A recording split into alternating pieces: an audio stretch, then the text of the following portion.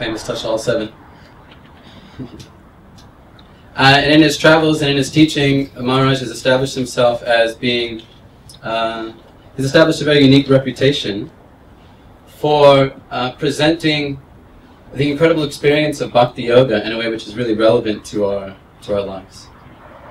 And for this reason, I think we're very special to have, we're very fortunate to have our special guest for 2 nights in a row. So for those of you who are attending tonight, be sure to check in tomorrow night as well. There'll be another program. Without further ado, please everybody give a warm round of applause for devamrita song.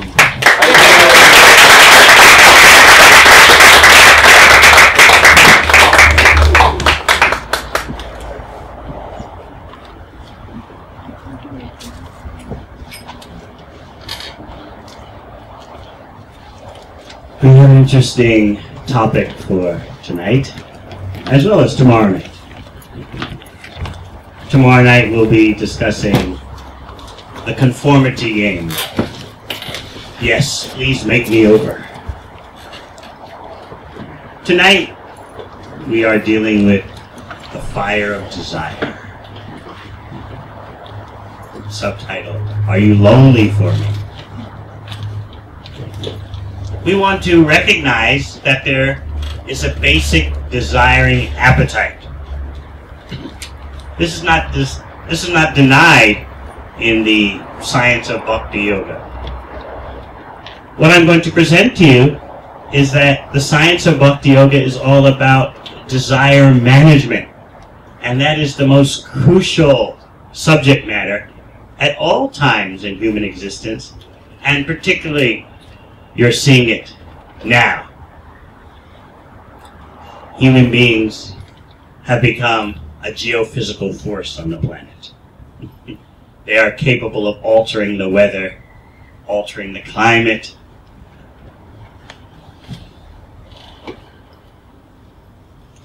All that is because of their raging desires.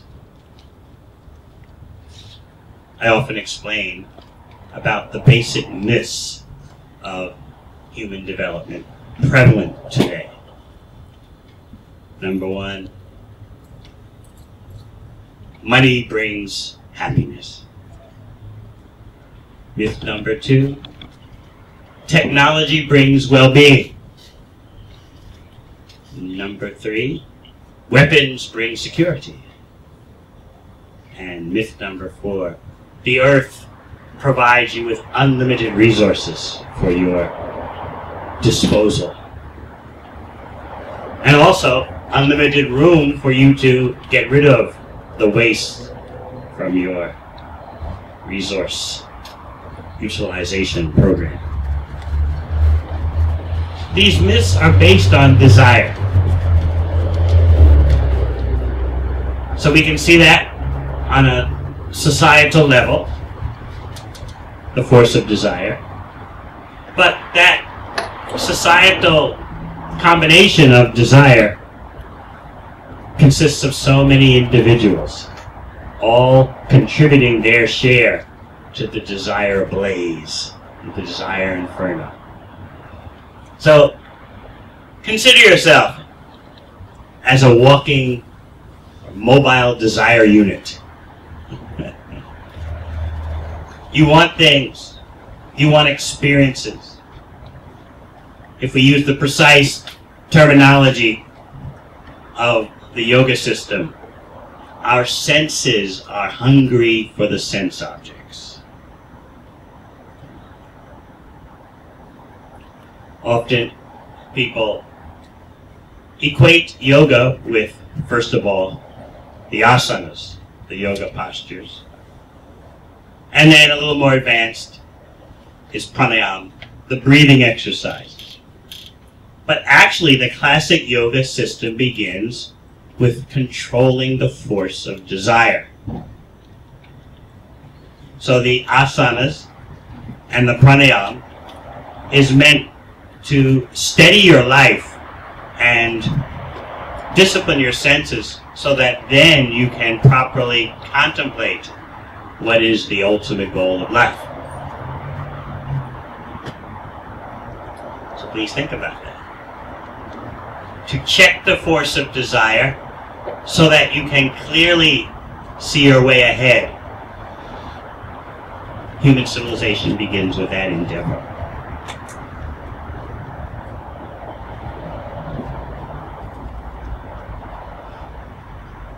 Desire is a very subtle form of energy.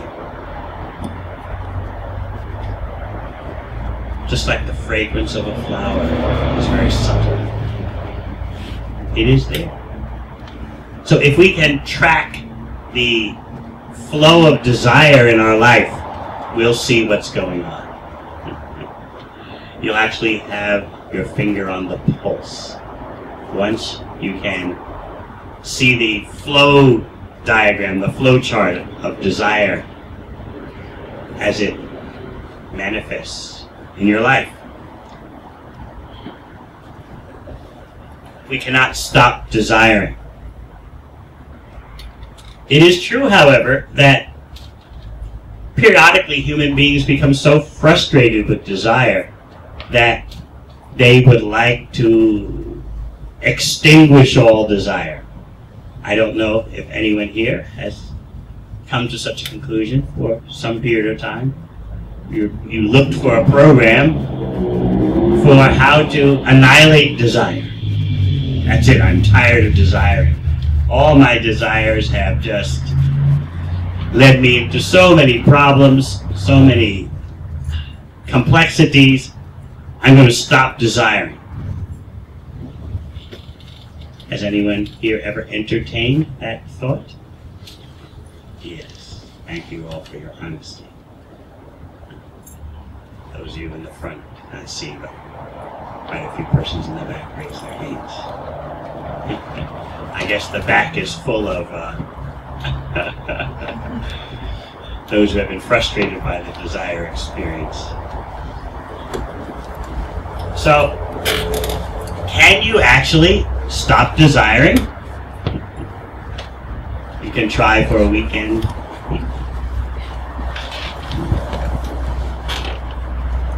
Sooner or later you realize, I have to do something. And your senses become hungry, your mind becomes hungry. So what practically are we to do about desire? Should we hide from it? Should we pretend it doesn't exist? Should we live a schizophrenic life in which on one hand we deny desire, but on the other hand we indulge in desire? Or should we face the desire monster face on and try to come to terms with it? Bhakti Yoga, the art, science, and culture of pure love and devotion for Krishna, involves facing the desire issue straightforwardly and recognizing that there is inferior desire and superior desire. But you cannot rid yourself of desire, because desire is the symptom of a conscious living entity. You cannot get rid of your consciousness. I don't know if anyone here has tried to get rid of your consciousness. No, not possible. You can try to change your consciousness, but you can't get rid of it. Similarly, you cannot get rid of desire. Desire is the expression of your consciousness. So there's higher consciousness and lower consciousness. Similarly, there is higher desire and lower desire. Now, often in my travels around the world, people bring up to me, but aren't there spiritual paths that talk about stopping desire? Yes, they are. Such paths are seeking to bring you, first of all, to a realization that material desire, desire for the temporary, is causing you pain. But that is not the end of the road there. It is a very, very significant step forward to realize that desire for the temporary causes so much frustration, lack of satisfaction. Nevertheless, there is more progress to be made.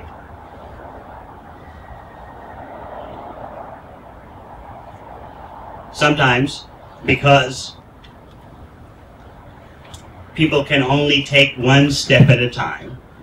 It's nothing unusual. It's best just to tell them, stop desiring, because all your desiring activities are injuring yourself and injuring others.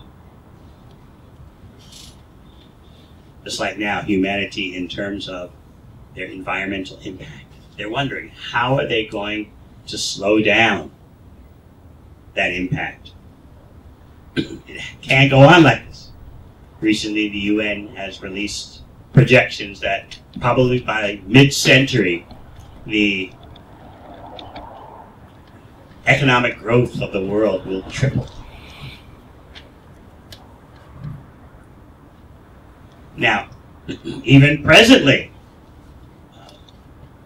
our human desires as manifested in consumption are far exceeding the Earth's carrying capacity. So what happens in 40 years or so when human economic growth is tripled? So the yogis want to see this as a desire problem, more than an institutional problem, social problem, economic problem, or political problem. The yoga science cuts right to the core. Let's deal with ourselves as individual desire units.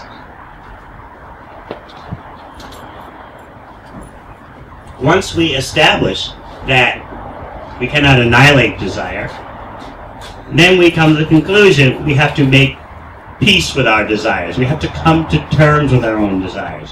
Where is it that our desires are leading? What kind of desires should we have and should we not have? So the Bhakti Yoga system is about transforming desire so that we actually desire in perfection. That is the topmost mysticism. Not how to kill desire, because that's impossible. But how to desire in the highest way for the highest things. The chanting of the Maha Mantra, the Hare Krishna mantra, has as its first installment of action the cleansing of the consciousness from material pollutants, material contaminants, which are in the form of desire for temporary gratification, desire for material acquisition. Once that dust on the mirror of your consciousness is cleansed, then you'll see the reflection on the mirror of your consciousness of your pure self. What is that pure self? As a pure spiritual entity with pure desire capacity. At the peak of the Bhakti Yoga system, the practitioner simply desires the pleasure of the Supreme, with no concern for one's own gratification, because there's complete understanding and experience that because you're part of the Supreme, if you endeavor for the pleasure of the Supreme, automatically you are included. Therefore you're peaceful, you're not struggling, you're not scrambling. So this love supreme is the culmination of the Bhakti system. There is the individual unit of spiritual consciousness, and then there is the supreme consciousness. In the prime yoga texts such as Bhagavad Gita and Srimad Bhagavatam, that supreme conscious entity is known as Krishna, the all-attractive reservoir of pleasure. So the yoga system at its pinnacle is about connection to that unlimited reservoir of pleasure. Meanwhile, here we are, struggling with desire. An honest person will admit that. Just think how desire can rule you, how it can push you, how it can cause you to rationalize.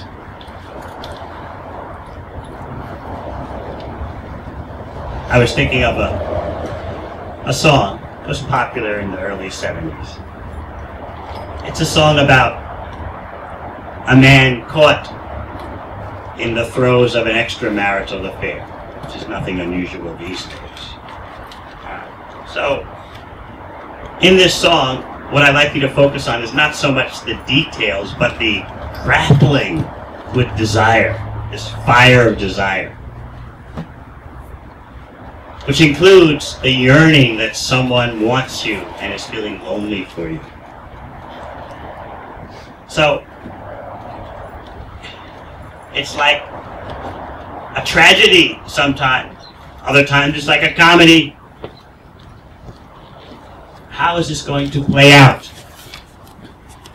So again, I'd like you to meditate on the dynamics of desire, not so much the marital, extramarital situation. That's just a backdrop for the stage upon which desire plays out.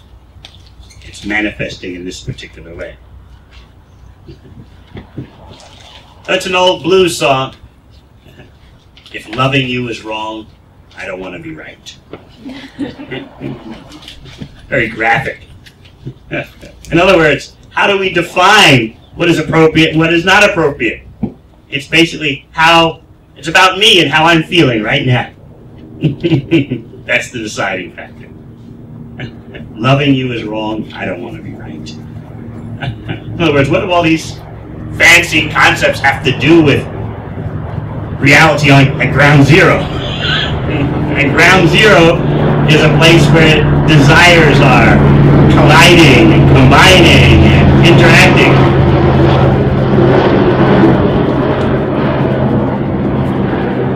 If loving you is wrong, I don't want to be right. If being right means being without you, I'd rather live a wrongdoing life. Very graphic. And explicit, actually, very philosophical. Sometimes these blues songs are very revealed a lot. If being right means being without you, I'd rather live a wrongdoing life. In other words, let's face the facts. There's desire welling up in me. That is the determining factor. So I appreciate this song because of its honesty. Obviously, I don't support the values, but it's getting to the nitty-gritty that everyone has to cope with. So the song goes on. Your mama and daddy say it's a shame, it's a downright disgrace. But as long as I got you by my side, I don't care what your people say.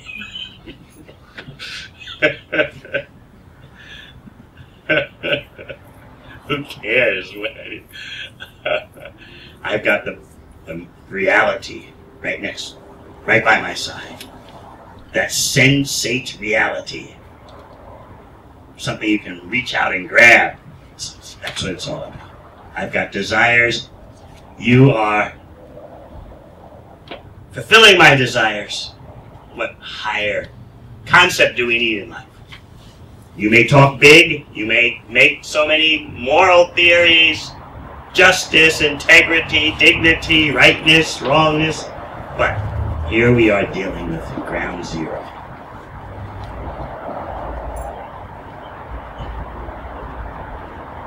Your friends tell you there's no future in loving a married man.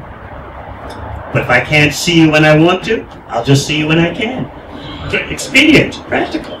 Okay, you can't win it all. You can't win them all, so we'll make arrangements somehow or other. Life will go on. Can't have everything 24 hours a day. So if I can't see you when I want to, I'll just see you when I can. Because if loving you is wrong, I don't want to be right.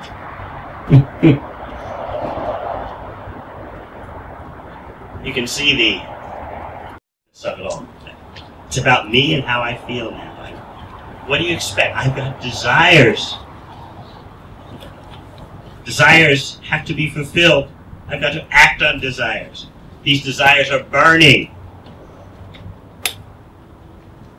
So he goes on, presenting his practical situation at home with his wife and kids. Am I wrong to fall so deeply in love with you, knowing I got a wife and 2 little children depending on me too? He's questioning himself. Well, yeah, look at my situation. Wife at home, 2 children. They need to be cared for. Yeah, that's true, but am I wrong to hunger for the gentleness of your touch, knowing I've got someone else at home who needs me just as much? It's the dilemma. Caught. The traditional family morality and the pressure of desire, which doesn't often correspond to theories and religious conceptions. And are you wrong to fall in love with a married man? And am I wrong trying to hold on to the best thing I ever had? What do you want out of me, in other words? Every human being has an obligation to pursue gratification as best you can. I'm just following my duty. That's the highest reality. I know that there are conceptions like taking care of the wife and children and all that, but look, this is the best thing I've ever had. I can't let go. This song came out maybe 40 years ago, so it was some idea of tradition and the dilemma. Who knows, maybe nowadays such things would be considered passé. But anyway, it's still a graphic demonstration of the fire of desire. So as I said, we're not so much concerned in this analysis of the circumstances. We want to feel those flames, relate to those flames.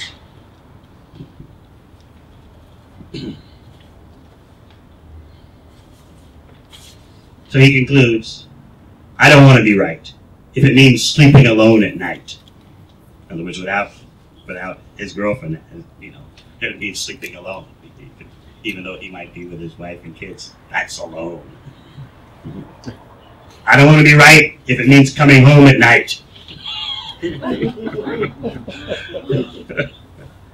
I don't want to never be right. In other words, right is no fun. There's no pleasure. It's not working out, so-called right, so I'd rather be wrong. So here we have a graphic picture of the dynamics of desire and fire. Now, regardless of that particular situation, we want to face the flames. Let's face the music. That raging force of desire, where does it come from? The yoga texts such as Bhagavad Gita describe that blazing fire is because of our misidentification with the body and mind as the self. We are not matter, we are pure spirit soul, but we are mistakenly identifying as matter, and therefore we're filled with all these artificial desires which dominate our life. Just like you can see in this old blues song, his life is dominated. And certainly his girlfriend is dominated. And it's like a pleading. What do you want out of anyone? There's senses and there's sense objects, using the yoga terminology. Senses connect with sense objects. That's just the way it is. The more promising the gratification, the more you are practically duty-bound to indulge. That's the standard for society today. Reminds me, in another context, let's look at the burning fire in another context. Just recently, world's biggest multinational corporation, ExxonMobil. Everyone beats up on them, but would love to have shares. So their profits just keep skyrocketing year after year. last year was like 54 billion clear profit. And now they just had their richest quarter ever. So one of their vice presidents was saying, look, I know this looks really outrageous, but let's try to get beyond the headlines and understand how much we are spending for renewable energy sources. So the journalist pointed out, yeah, let's look at that. It's practically nothing. It's very little compared to... So in other words, they're admitting, we realize this looks bad. I mean, gasoline prices are, through the roof, and here we are making through the roof profits. It looks kind of incriminating. Maybe someone will add, 1 + 1 = 2. We realize it looks kind of bad, but just take a look at how much we're investing in renewable energy sources. A tiny bit. So there you see again, desire. I know it looks bad, but that's the way life is.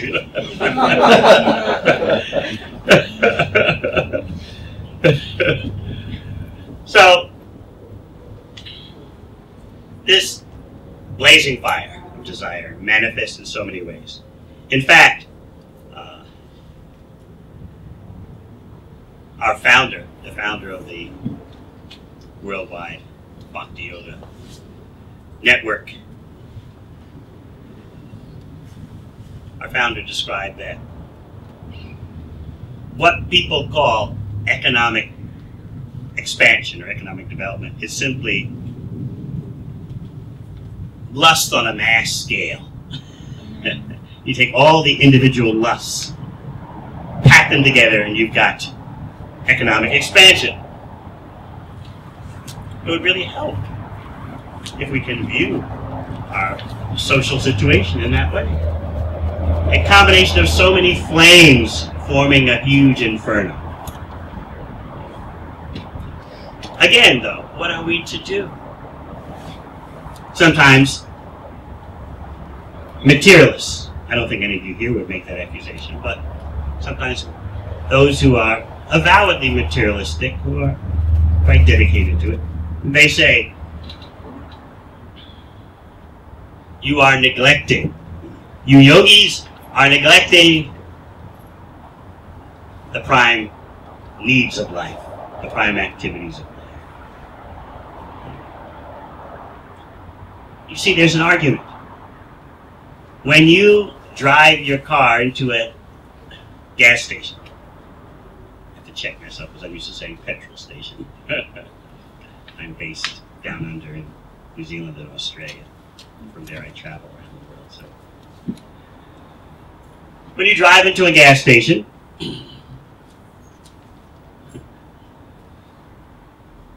and if it happens to be one where there's an attendant who pumps the gas, you don't ask him to stick the nozzle in your mouth.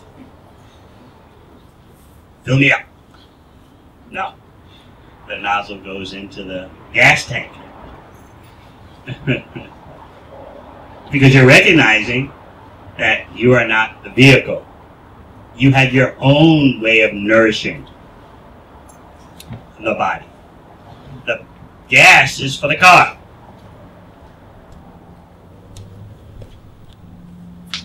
When persons protest that by focusing on our spiritual needs, we are neglecting our material needs, they are generally making the mistake of prioritization. They are considering the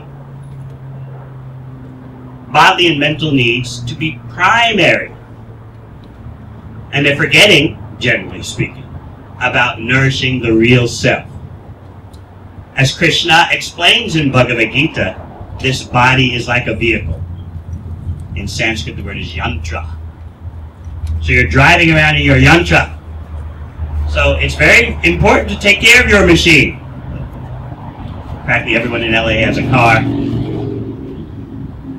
So, as best you can, you take care of the car. You know, if you neglect maintaining the car, it'll break down. won't get you where you want to go. But although you take care of your car, you don't think you are the car. Fulfilling the needs of your car doesn't fulfill the needs of you. So similarly, the yoga texts explain, you'll find this in Bhagavad Gita. Krishna states that you're driving around in this vehicle of a material body and mind. Yes, you have to take care of that vehicle, but don't mistake that with taking care of the real you. The particle of spiritual consciousness that's inhabiting the body and mind of matter. So again, let's get to the root of our mistake. By falsely identifying the body and mind as the self, we spin for ourselves an exotic, complicated web of unnecessary desires which lead to unnecessary activities. Okay, is there anything wrong with trying to enjoy? Sometimes that question is raised. Is Bhakti Yoga anti-enjoyment? No. Earlier I explained how the goal of Bhakti is connection to the unlimited reservoir of pleasure. So how can Bhakti Yoga be anti-enjoyment? Simply the controversy is about what is real enjoyment? What's the best enjoyment? And that's a subject I'm sure we're all interested in. What is the best enjoyment? What is lasting, durable pleasure? This is an essentially important topic for the aspiring yogi. Now, is our program, let's say we want to take up spiritual practice, we want to discipline ourselves, is our program just going to be one of denial? So many persons are concerned about that when they are analyzing their prospects, their spiritual prospects. Will I be living a lifestyle of just negating? I don't know how many of you remember. Back in the 80s or 90s, one of the presidents, a wife of one of the presidents, she started a campaign about trying to curb drug use amongst young people. Just say no. Any of you remember that? Just say no. So sometimes I notice that prospective candidates for Bhakti Yoga, or rising to a higher level, they have the fear that this is what my life is going to be. Just say no. Just say no. I've had experience that lower desires lead to pain, suffering, and frustration, dullness. But am I to just live a whole life of repudiation? Repudiating those desires, denying those desires? I can't live like that. Just say no. Just say no. I remember at universities and colleges when that campaign was going on, just say no. And so many students mocked it with their own mantra. Just say yes. It's that easy. Just say yes. In other words, have you anything better to offer us than intoxication? No. So just say yes. We want pleasure. We want to forget pain. Just say yes. Why should you try to distort us? Just say no. You can't offer us anything better to do. It's interesting how Krishna addresses this point in Bhagavad Gita, 2nd chapter, where Krishna explains that, explains quite blatantly. It's interesting how the supreme reservoir of pleasure doesn't try to cover over these delicate subject matters. So Krishna says, someone may try to live a life of negation, just say no. Someone may try to live a life of just disciplining the senses, and that's all. Kind of like a life of a stoic. But they'll fail. Krishna says they'll fail. The only way they'll become successful is if they get a superior taste to replace the lower taste of pleasure. Very, very interesting. Self-interest at work. When you get something better, you'll let go of the lower thing. But until you get something better, we'll be very defensive about even pleasures we recognize as inferior, because that's all we have. So, what I would like you to feel tonight is that tension in dealing with the awareness that material pleasures are probably inferior. But what else are we going to do? We don't have such a distinct taste for anything else.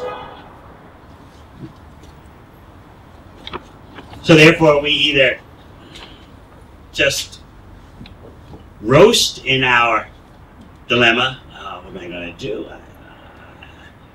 I've tried these things again and again before.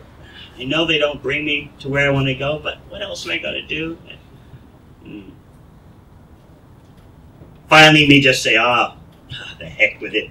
If loving you is wrong, I don't want to be right. And forget all this metaphysical, mystical stuff. Yoga asanas, pranayama, mantras, chanting, kirtan, whatever. You just got to do what you got to do. I'd like you to remember that tension. There is a tension between the higher self and the lower self. Of course, we have to know what exactly is the higher and lower self. The lower self means the desires of the body and mind. The higher self means the eternal desire of the spirit, soul, and perfection, especially in relation to the Supreme Soul. It's the higher self, relating to the Supreme Self.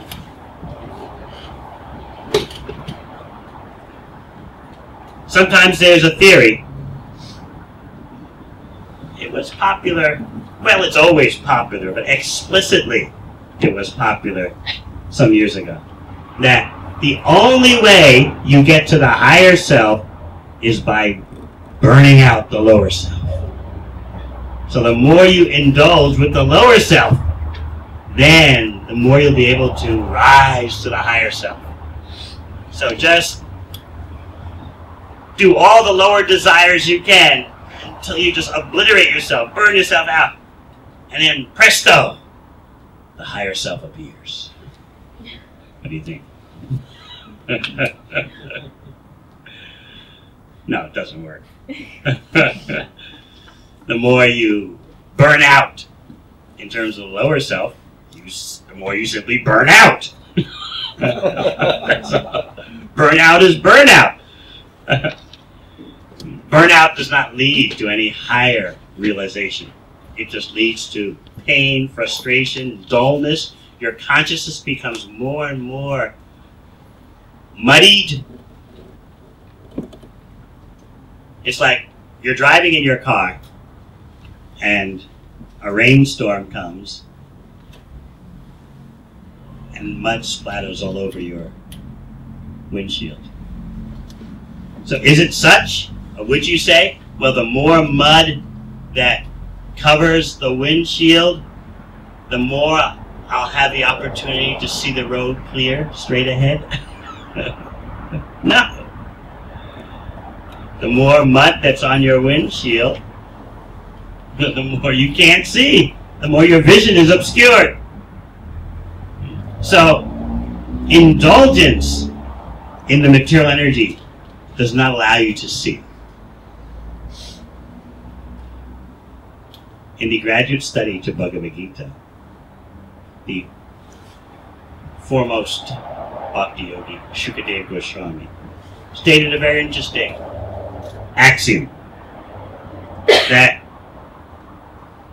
in Sanskrit, pasyannapi na pashyati.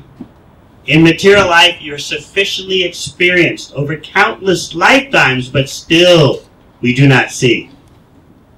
Because the more we interact with the material energy, with our senses, the less we can see clearly. In other words, we pay a price for our material desires. That price we pay is loss of clarity, loss of vision. Sometimes I know you've heard people say that this life is a learning experience. Maybe some of you here have also said that. It's all about learning. So then I generally ask such persons who've made such a well-meaning statement, it's all about learning, life's a learning process. I often say, excuse me, can you please tell me the lesson that you're supposed to learn? Oh, well, no one knows the lesson you're supposed to learn, but it's all about learning. It's a learning process. So you see, without knowledge, we can actually delude ourselves, unfortunately. It's not simply by experiencing, acting on desire, that we learn some kind of unknown lesson. No. We become more and more covered by illusion. So the yoga texts describe the process of our senses connecting with sense objects and our paying the price for it. Okay, so then if we don't do that, what are we to do? The Bhakti Yoga system of pure love and devotion for Krishna describes that we have super senses, that the material senses of the material body are actually just coverings, and they only function because our real self, the unit of spiritual consciousness, has senses, spiritual senses. So the material senses are coverings on those real senses, those spiritual senses. Therefore, one of the purposes, preliminary purposes of the yoga system is to purify the coverings of material senses so that your super senses can take over again. Now, material senses connect with material sense objects. Eyes want things to see, tongue wants something to taste, ears want sounds to hear, sense of touch wants to feel nice things. So, what are the objects of the super senses? These super senses of our spirit soul function in direct relationship with the Supreme Soul. And there's an exchange, a dynamic, endless exchange. So, at the topmost level of the bhakti system, it's not that we're just living a life of denial. Sometimes I imagine people thinking, and they have confirmed, that they have this conception that practicing bhakti yoga means I'll just be wringing my hands and denying until I turn blue in the face, and no. Yes, I mean no. No. Not now. Maybe later. I mean no. You're just practically just, going mad. It is not like that. As I explained earlier, the bhakti process involves desire transformation. Taking that raw force of material desire and transforming it into the urge for spiritual advancement. Desire plays an important role in material life, and desire plays a crucial role in spiritual advancement. So it's all about changing the desire from negative to positive. That is the bhakti system. Sometimes you meet well-meaning persons who they realize that actually, why should we live a selfish life? Let us care for everyone in our neighborhood. That's very nice. Everyone in our city, or everyone in our state, or everyone in our nation. But what about the whole world? This is the age of globalism.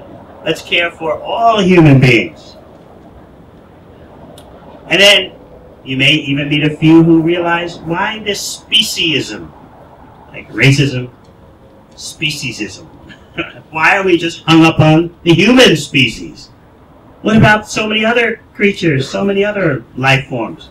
We should be concerned with their welfare.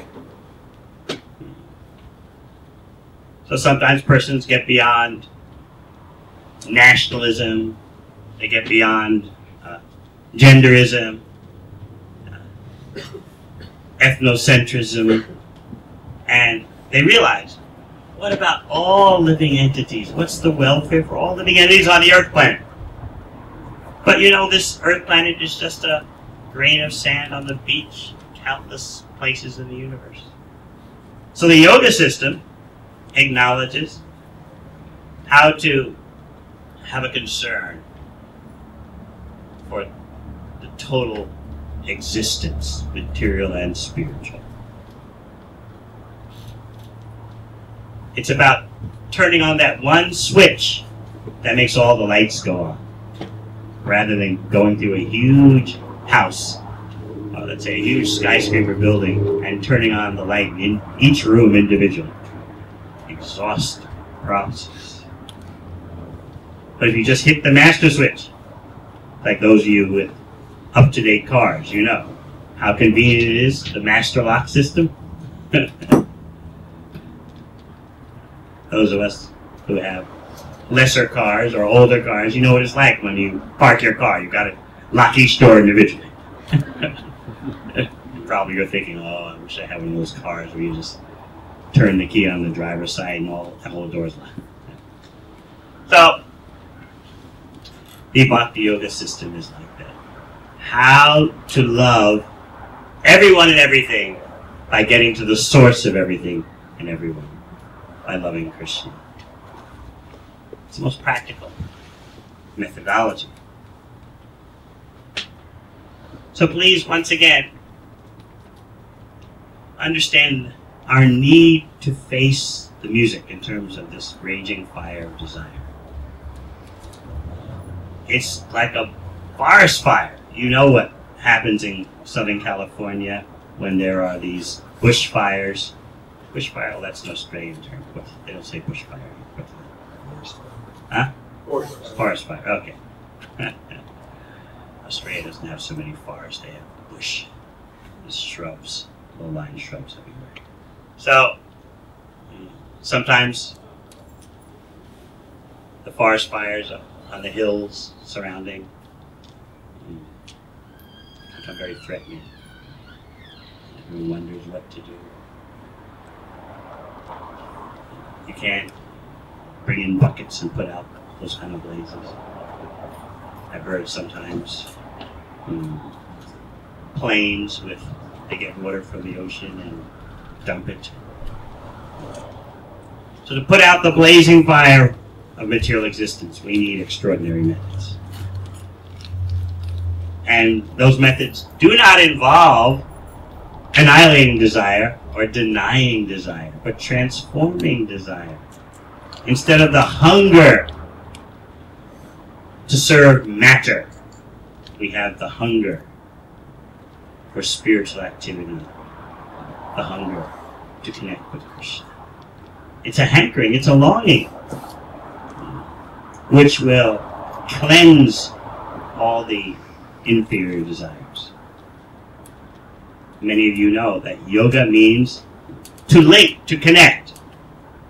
So what is that ultimate connection? What's that ultimate link which will take all our desire energy in the perfect way? That is the spiritual quest, to understand that ultimate connection.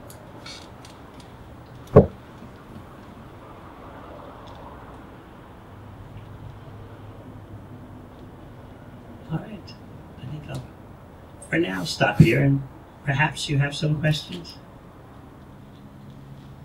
It's a very deep subject matter, desire, a very crucial subject matter. Yes. What if we've got it all wrong and we should give in to all of our desires? Well, have you known anyone who's tried that? They're all in prison. The ones that got caught. Not the ones on Wall Street. They're too big to be prosecuted. banks are too big to fail, and the financiers are too big to be prosecuted. Anyway, so they're not all in jail. So,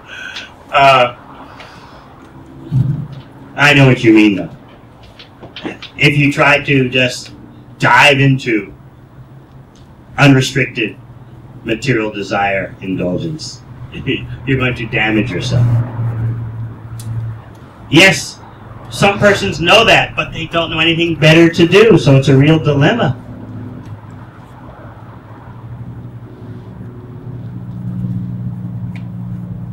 Were you here in the beginning when I was speaking of this old blues song? Yes, that's the dilemma. At least he's feeling the dilemma. That was 40 years ago. Now just make the hell, you know.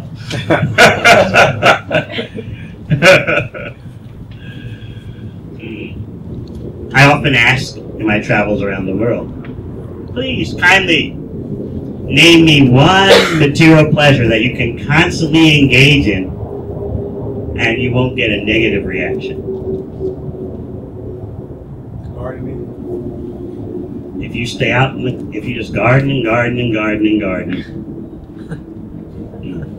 no, you have to do other things to take care of your joints. You're bending all the time. We have our chiropractor here, he can tell you. You're going to be out in the garden round the clock, day after day after day. At one point, you're probably going to have to come and see him. Unless you are doing some other activity, like yoga asanas or something like that, to ensure your flexibility.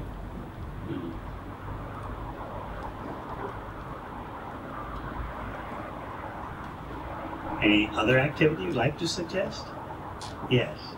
This amazing splendor and wonder of the world, if just to separate from it and disconnect. I mean, wouldn't it be so much greater? Wouldn't the Creator want us to experience all of this awesomeness as an expression of the divine? Whether it's making love to your soulmate, or eating the most delicious foods, or even donning clothing, to experience this as an expression of the awesomeness of the divine. All right, but as I was explaining, that awesomeness of the divine has different levels. And you, as spirit soul, have a yearning for the highest level. So therefore, even though you may be experiencing lower levels, you're not satisfied. There's something in you that wants pleasure without cessation and without satiation. You want ever freshness, and you can't rest in peace without that.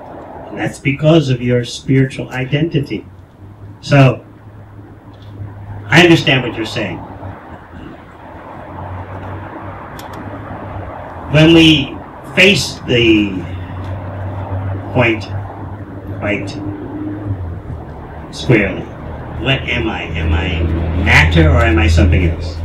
Just like, all right, I have this attire I'm wearing. So I guess from one point of view it's quite simple, but from another point of view it's pure silk. Someone will say, ooh, Swami, you're doing pretty good there. Of course it's all the same color, so, okay, Swami, you just, variate the color a bit, keep it up with that silk. Good on you.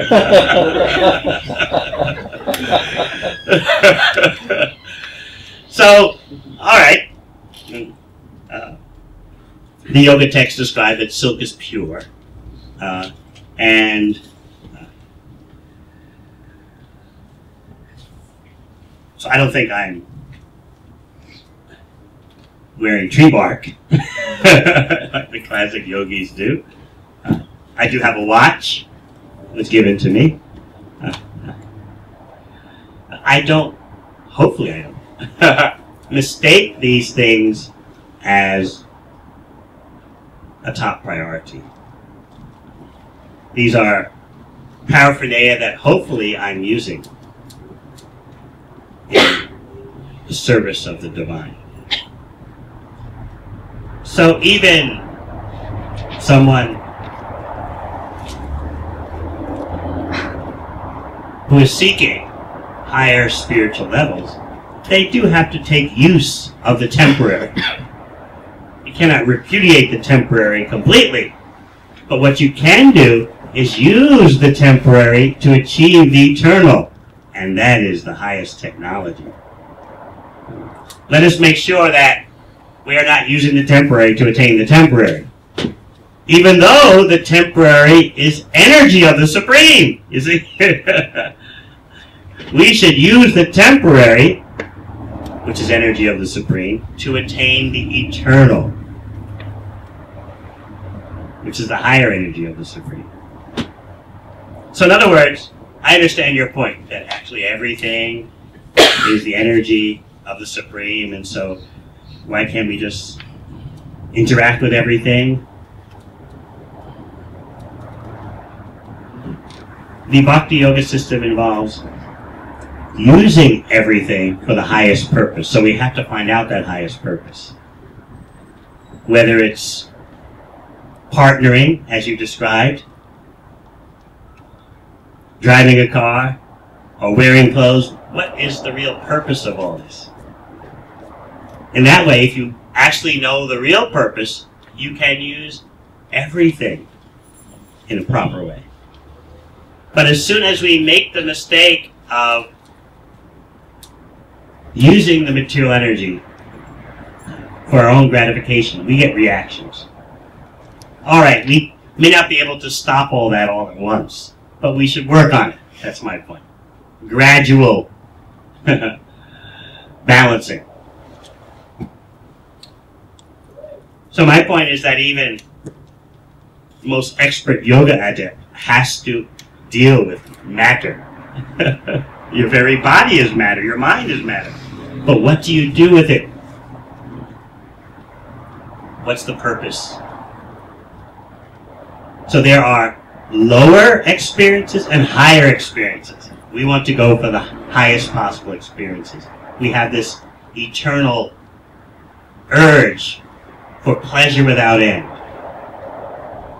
We have this eternal urge to get beyond satiation. You may notice about all the material pleasures, the thrill fades. Tragically, it happens with partners whom we were so in love with. And even sometimes, if that relationship lasts all life, both persons will sooner or later leave their bodies. So that's the bottom line in this world. So the yogi wants to rise above that. But you can't rise above it just by repudiating everything. No, just say no. Not this, not that. It's all what? Actually, it is all Krishna's energy, meant to be used for Krishna's pleasure. So, our desires are fulfilled when we use things for the pleasure of the Supreme, not when we just deny things. So Bhakti Yoga is not about denial. You can't use this, you can't use that. It's about proper utilization for the highest purpose. Proper utilization, whether it's a partnership, okay? Whatever. Children, society, how can it all be properly utilized for the highest desires? So I hope I clarified. Yes, thank you. We're on the same page. Clarified a lot. Thanks. Yes. Not meaning to go back, but that previous question about just indulging in everything, I don't know if that was sort of fully answered. I mean, you addressed the consequences of doing that when you went back in Jonah, for example, but I guess the question of, how, well, just to go back to that previously asked question about what if we've got it all wrong, what if we should go to this, I don't know if that was fully answered. What if we got what all wrong? If we have it all wrong and that we should be experiencing our desires or giving into them. Well, it's quite obvious the results of that program. we injure ourselves physically, mentally. If you are familiar with karma, we pile up all sorts of negative karma for ourselves. There's no free rides in this world. There's no free lunches. Everything has a reaction. I'll give you an example. I was just speaking about this example in New Zealand a few weeks ago. So, I had made that my base around 1993, and I became a citizen there. So I was driving from a program like this one night. It was 10:30 at night. We finished late. And I was on a road as big as Venice Boulevard with the divider in the middle and 2 lanes on each side. No one on the road. So there were long distances between lights. So naturally I felt that the appropriate thing to do was to accelerate a bit. I can only think in terms of kilometers. Let me see if I can. What's the speed limit on Venice right now? 40. Okay. So let's say I was doing 65. There's no one on the road now. Don't get me wrong. I'm not a scofflaw. I wasn't endangering anyone's life. Believe me. There's no one on the road. It's 10:30 at night. Yeah. I know that never happens in Los Angeles, but this is Auckland, New Zealand. Population 1.2 million.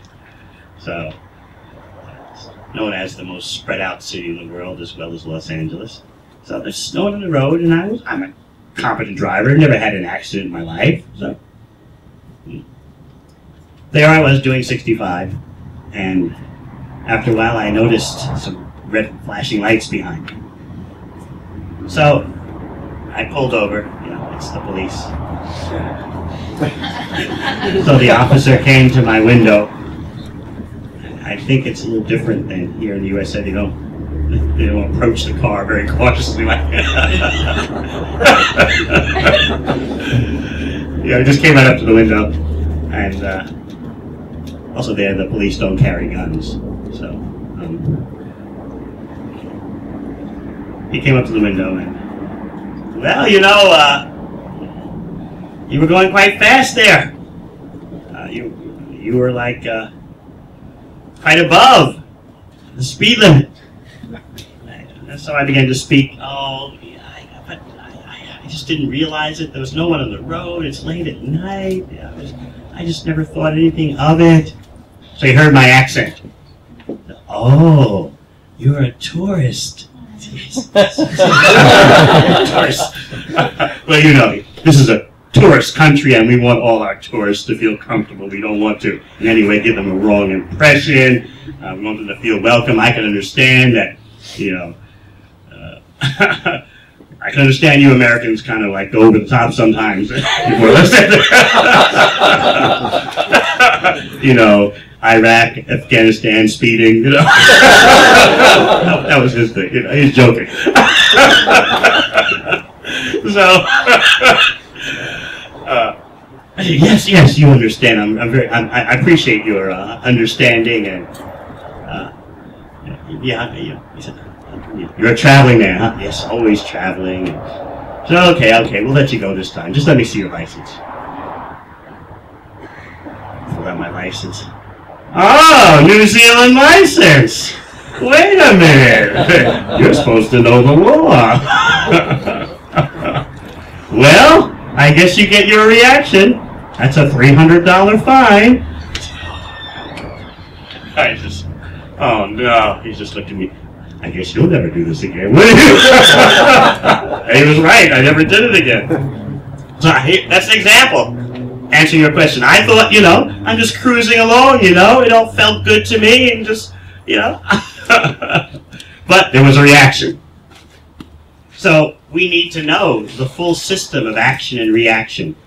Otherwise, we may just be merrily proceeding, unaware of what is in store for us. Just look at what happened with the environment. We were merrily speeding along. And now, what to do? No one has any practical program how to reduce human consumption. For a while, it's just been arguments. The first world tells the third world, you can't develop like we did. The world can't handle it. The environment can't handle it. And the third world says, wait a minute, you had your time partying, it's our time now. You reduce. No, you reduce. You already enjoyed exploiting nature, so you reduce. No.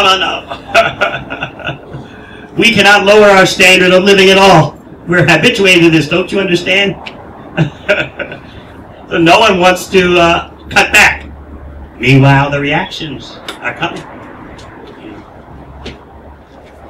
According to some scientists' analysis, we're already living as if, we meaning the human species, as if there are two planet Earths. Something's got to give somewhere.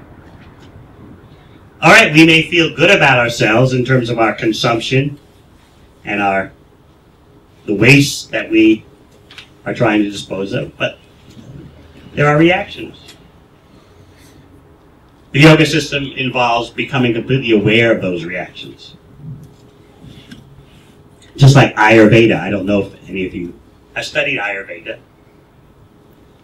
the Vedic science of health and longevity.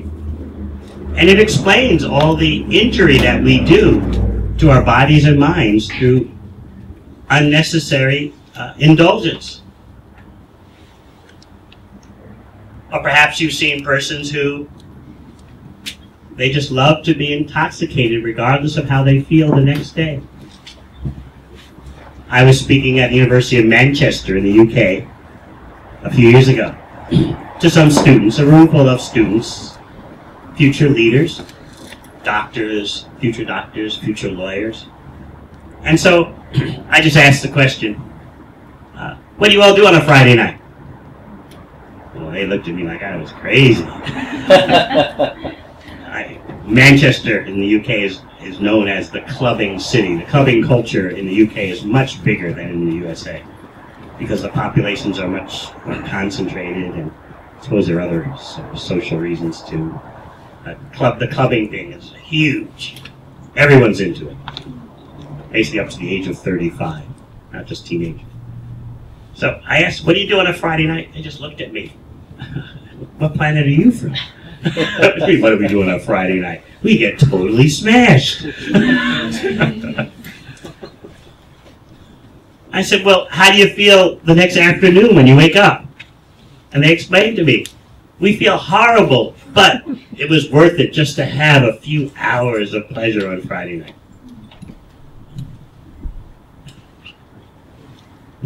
And then one young lady who was planning to be a doctor, she said to me, and you know, the funniest thing is when Saturday afternoon you wake up and there's someone next to you and you don't know how he got there.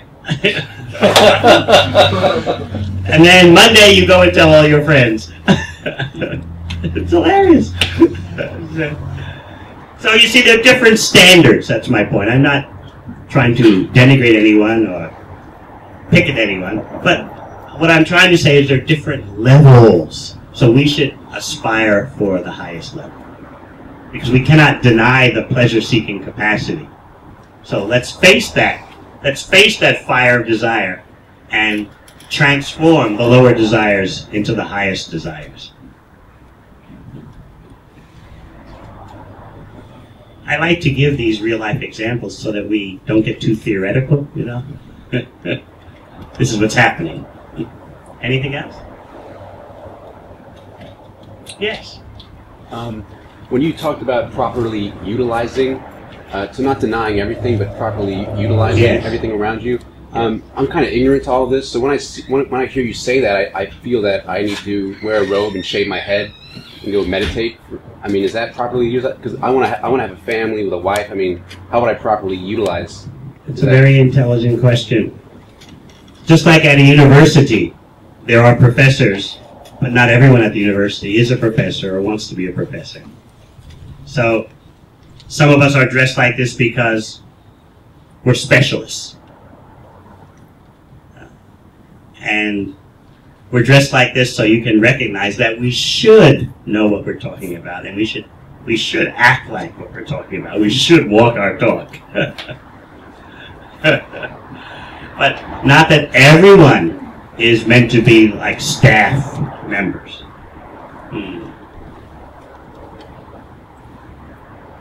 There are so many more persons who are practicing Bhakti Yoga who don't dress this way, they don't shave their heads, and most of them, 90% of them, have families.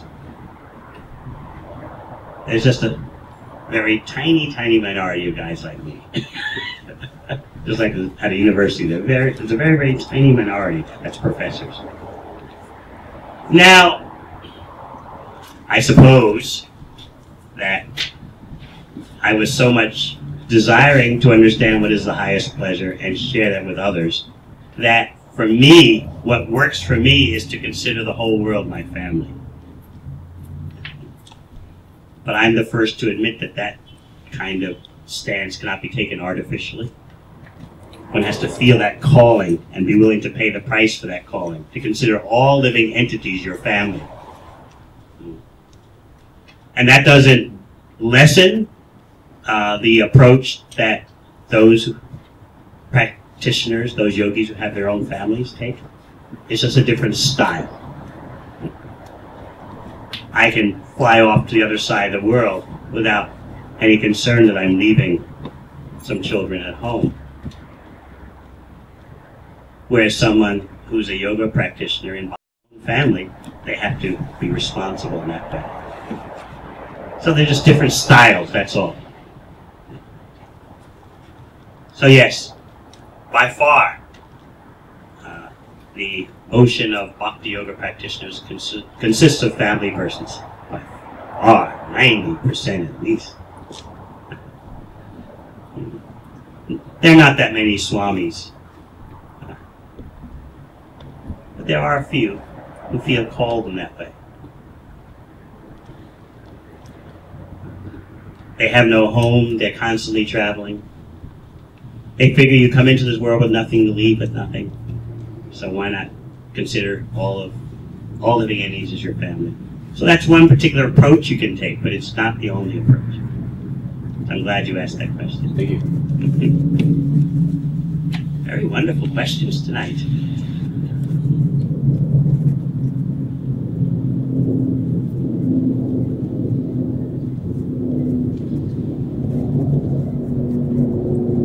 So what do you think about this fire of desire? It's definitely there. It's what pushes us on. Is it possible to transform it? If we can, annihilate it. So actually, in reference to the Maha Mantra, the Hare Krishna mantra, sometimes it's stated that it extinguishes the blazing fire of material existence. It doesn't do that by denying desire, but by transforming desire. When the desire is transformed, then the blazing fire of material existence goes out. But desire is never eradicated. It just changes the quality. So we all know how material desires feel. Now, we want to feel spiritual desire, which is superior because it involves experiences that have no end. They're not ruled by time. You see, material activity is saturated with time, and that's what causes you to regret and lament. The thrill is gone. It's faded. It's a very painful, sad feeling. That's because of time. In your relationship experiences, you know that agony. Something started out so fresh and so lively. And then you had to admit, it's gone. The flame has died out. It's just not the same.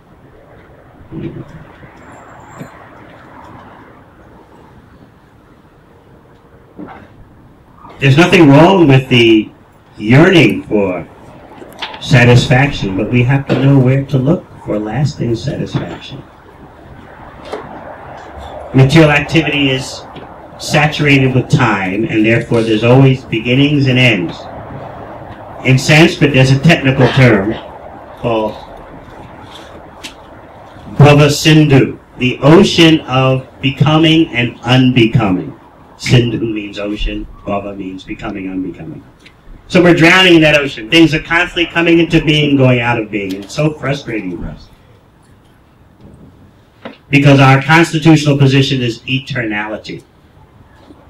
Yet we're drowning in temporality. So, once again, if we can learn the technology, how to use the temporary to achieve the eternal, that's really something. That's high mysticism. So that's what the Bhakti system is about.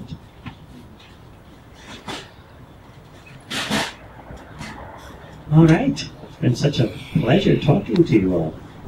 I thank you all for such wonderful questions and your kind attention.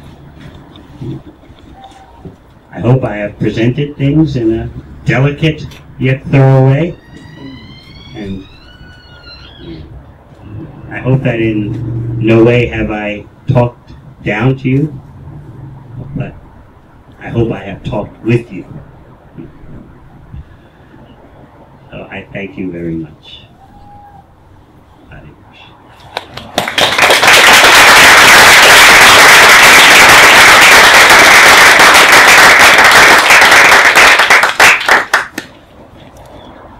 If you like, we could have more kirtan.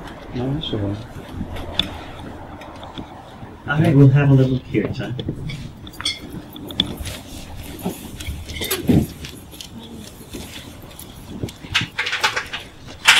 This transcendental sound vibration.